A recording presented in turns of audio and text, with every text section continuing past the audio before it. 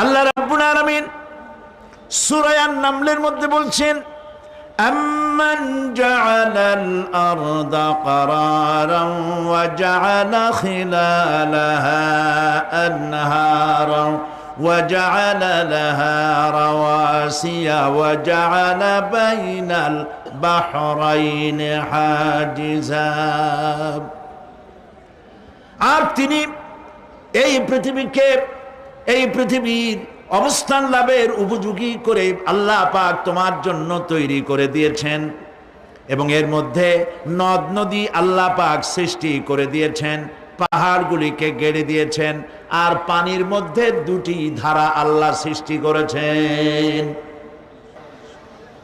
পানির মাঝখানে একটা অন্তরাল সৃষ্টি করেছেন।